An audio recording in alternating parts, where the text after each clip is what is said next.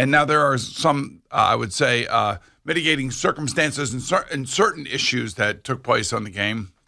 There's no doubt that he creates a lot of big plays. There's this man, kid is he's got an explosive arm. The ball comes off of his hand like it's shot out of a cannon. There was one particular play where he hits Elijah Moore, where there's nobody around him in the pocket. He just steps back there, and he just rears back and he fires it. And I'm like, man, that's the kid that I think that they have in the building. And then, of course, he's got the touchdown pass to C.J. Uzomah where he's rolling left and throwing back right. Those plays right there, when you look at them and you put them in a little box, you're like, damn, he's got the ability. And he's got great ability. He's got a flamethrower for an arm. But then there are these situations where he finds himself in where he either leaves the pocket a little bit too early and he doesn't see what's happening in front of him, or he just completely misses where he'll throw a ball over somebody's head or he'll throw it behind somebody. And the one thing that really I worry about a little bit, which is something that's really hard to teach, you either have it or you don't, there's not a lot of touch on these passes. That's been one of his biggest problems, right. And I'm surprised that touchdown pass that he threw was as easy for him, because that's the type of throw that he's normally throwing into the ground or sailing because he's aiming so much. He's aiming, you're right. Yeah. You're right. He's aiming, he's trying to be perfect with it, and he just kind of floated it out there, which is fine. He got the job done. That's all that really matters. But there are a couple times where guys are coming across the middle, and the ball is coming like at him 100 miles an hour. Now, I said this when I got here at the Jets in 1993. Brownie Nagel was on the team, and he was I think it was a second-round draft pick, like at the top of the second round, and he started his rookie year, and it really didn't go well. It was great in the preseason, then as the season went on, it just got progressively worse because he just wasn't ready yet. But the one thing I remember about Browning is that he threw a ball that was really hard to catch for some reason. Like there was no touch to it or anything. And the nose was down, the ball was spinning, and it was coming at these receivers like it was coming out of a jugs machine. And you don't really want that. Like, when you watch Aaron Rodgers last night, or you watch some of these other quarterbacks, and even Mike White. Mike White throws such a catchable ball because, number one, it's accurate, and number two, it's not coming at you like it's been shot out of a jugs machine. It's kind of melting in the receiver's hands. And he is accurate, especially on the easy throws. I thought Zach missed about 5 or 6 really easy throws that tell me that he's still not there yet. And he's still not there yet, maybe for a lot of different reasons. It could be that he's nervous, that he's not comfortable just yet. And I listened to the station a little bit yesterday and just listening to people talk about it. He's played 21 games in the NFL. 21. That's all he's played. And I know exactly what the Jets see. I could see it too.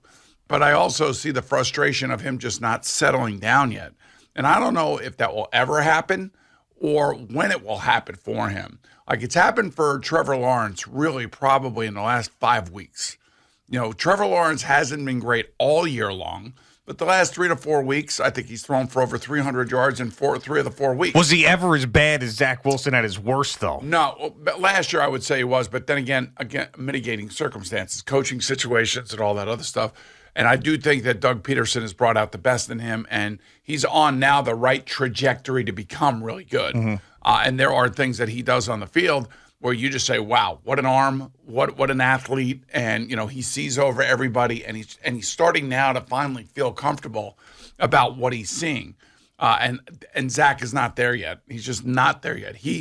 Zach can make big plays, man. Holy crap, he can make some. He is an explosive player. But right now, he's like a bucking bronco. He reminds me a little bit of when Josh Allen was in year 2 for the Bills. And not in the fact that he can run like Josh Allen, because nobody can. And nobody does the stuff that Josh Allen does on the football field because he's a maniac, which is great, which is fine, which is exactly what the Buffalo Bills wanted. But Zach is like right in the middle of where Josh Allen was in terms of his arm strength and his inaccuracies. And the ball's flying high on him, and he's trying to play a little bit too quick. But I can understand why Rob Saleh and Joe Douglas can see, or what they think they see, is a really explosive player.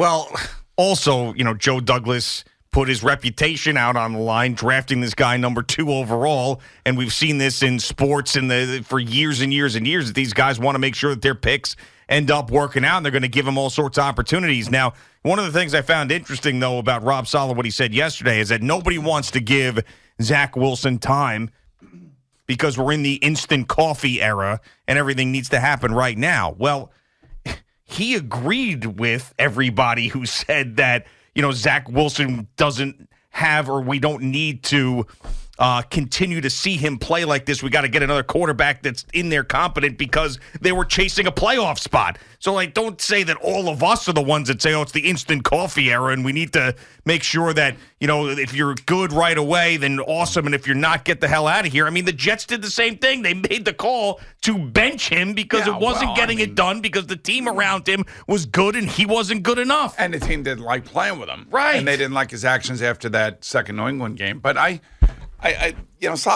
Saleh is in a very, very difficult situation because I'm telling you, if Mike White wasn't hurt, he'd be playing.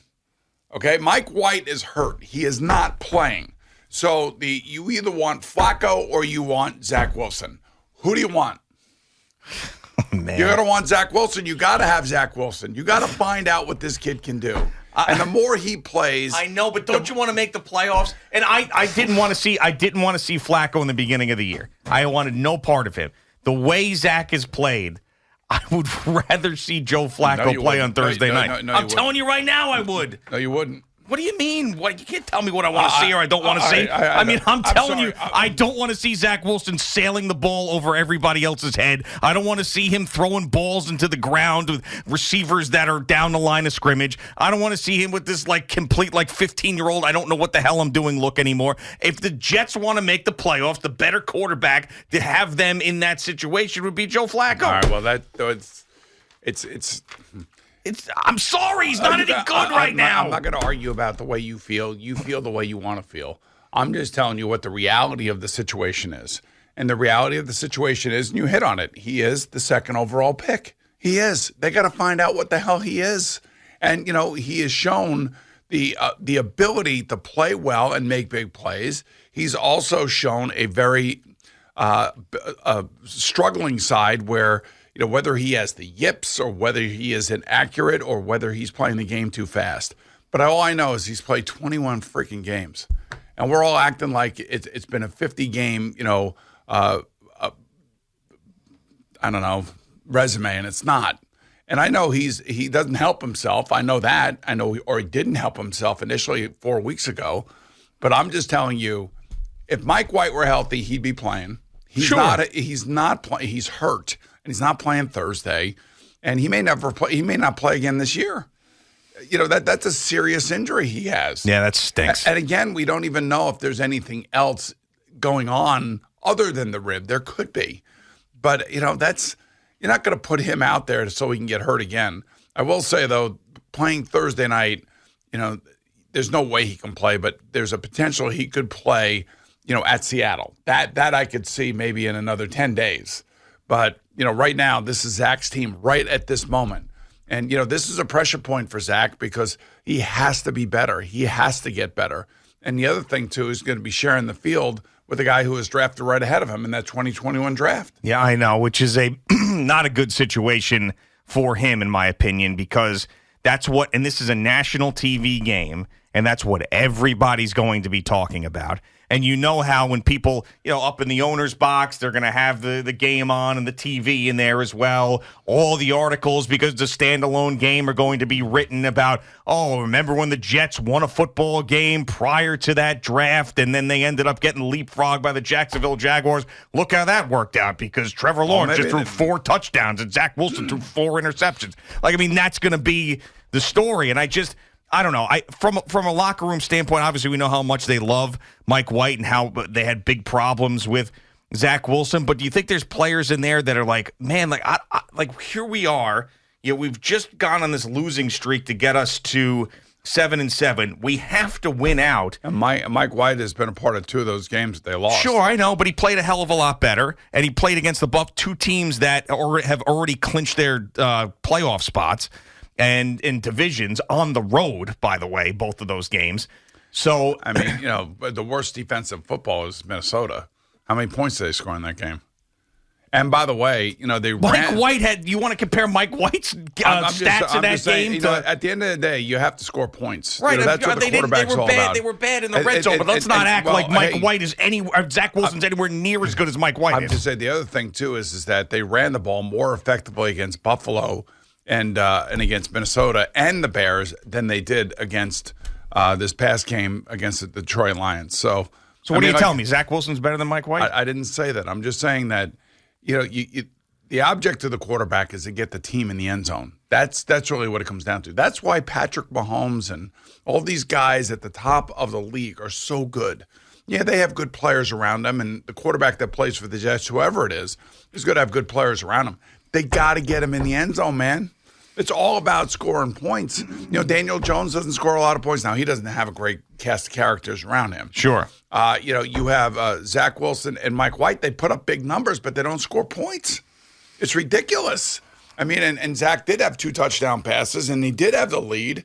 And it's a frustrating thing watching a young kid trying to grow up. And in defense of Rob Saleh, I don't care what he says right now. Anything he says is going to be taken apart and micro-analyzed, and we can make it into anything we want. So he tried to own up to blowing, the clock. He's trying to navigate a quarterback controversy, which every coach freaking hates, and he's trying to keep his team in it. He's got a million things on his plate.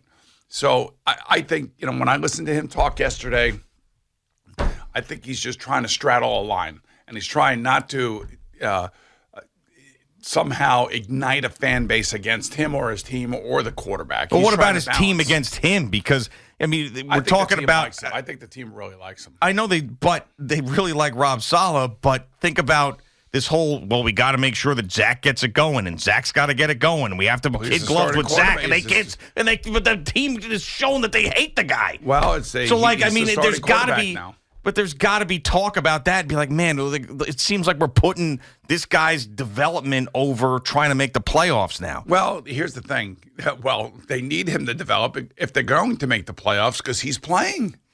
Well, but also there's a guy there, there's a veteran there that could be playing too. That's just a dead end right now. I would not even think about that unless, of course he gets hurt and then Joe can go in there and be the guy. He's just not the guy. You got to find out whether not this kid can play.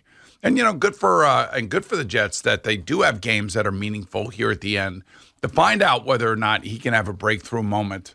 I mean, I know there are a lot of people out there because like I said, I listen to the station and listen to our callers, and I know that there are people that are so down on him. They want him out of here. He stinks, this, that, and the other thing.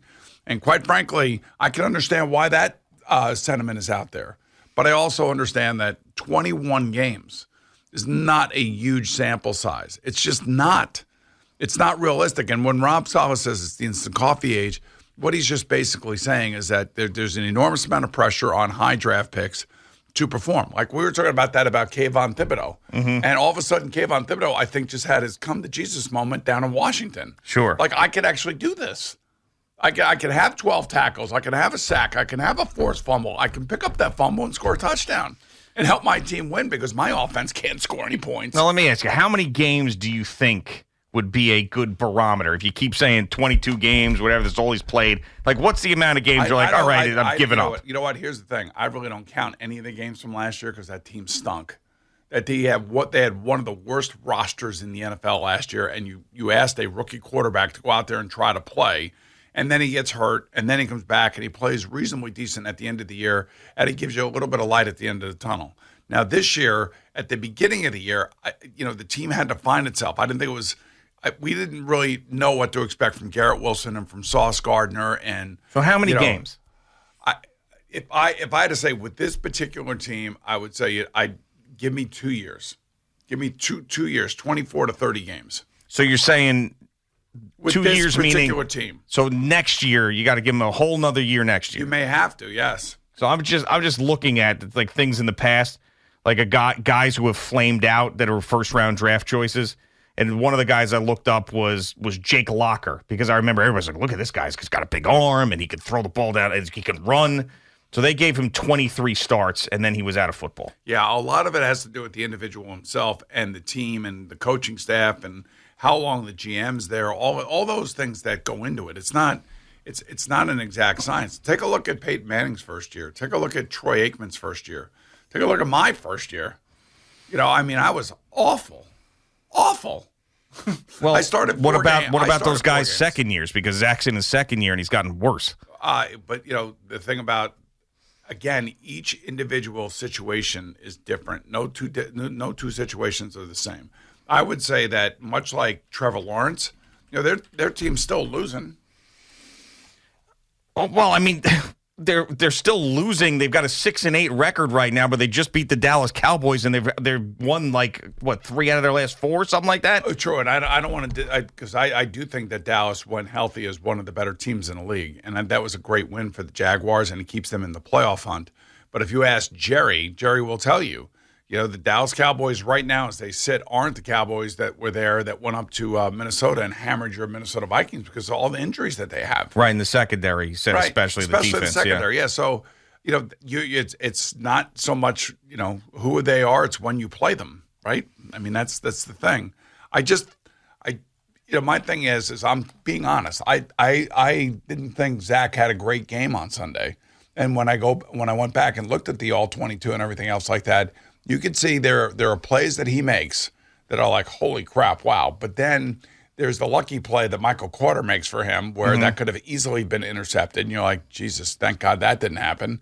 And then, there are the open wide receivers that are cutting across the middle, Elijah Moore and Garrett Wilson, that he misses. And you can see the frustration with those players because the ball's not even close. But then he makes a great throw down the right sideline to Garrett Wilson, puts it right on the numbers, and Garrett Wilson makes a nice catch. And that was a broken play. I mean, so there's a big play there. So that's kind of the rub with Zach Wilson right now. Plus, people will like him because of his personality.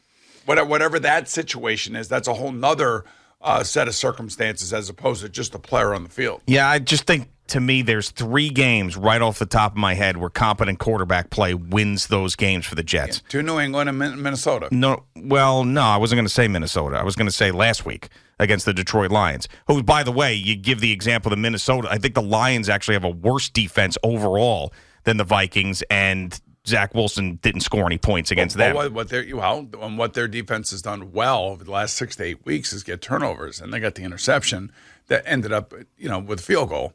But I will say that, the defense does bear some responsibility. But if you told me that your defense was going to give up, 17 points or less every game, I would think that you would be, right now sitting here with a 10-5 record or 10-4 record. Right. This is what I'm saying. I mean, it's a competent quarterback play. This team has probably clinched a playoff berth already. I just also want to say, it is a team game. And I know that this is the most important position. I played it. I know. And I know that there are times where, he's erratic. That's how he's chaotic and he's erratic. And somehow you got to get that chaos and that erratic behavior on the field, and you got to harness it, kind of like Buffalo did with Josh Allen. I'm not saying he's going to be Josh Allen. I'm just telling you, in year 2 of his career, he was chaotic and he was erratic, but he had something that Zach didn't have, and that is the size and the athleticism that if he weren't making plays throwing the ball, he can run the ball and go run people over. And that's not who Zach is. Yeah, but the problem is there's more Drew Locks, there's more Jake Lockers, there's more Christian Ponders, there's more of those guys than there are Josh Allen. And you want to know why? Because it's very hard to get a franchise quarterback, and not everybody has the greatest player in football that they can draft. I mean, it's the hardest position to master in all professional sports because of the amount of variables that you have to deal with that you have no control of. Yeah, but I'm just saying, if we're going to bring up the very rare examples of guys starting off shaky and then figuring it out, like, we should acknowledge the fact that there's probably 4 to 1 of the guys that never figure it out. Well, yeah, 100%. We know that. Because we know how difficult it is. Okay. And the interesting thing is, like, sometimes guys like Jake Locker and some of these other guys get picked later in the first round because a team feels like they got to go reach for a quarterback, and they should have never been picked in the first round in the first place. Sure. And so sometimes their draft status is way overblown because of the needs of the team that picked them. So that's another reason why a lot of those first round picks never ever pan out, because they never should have been picked there in the first place.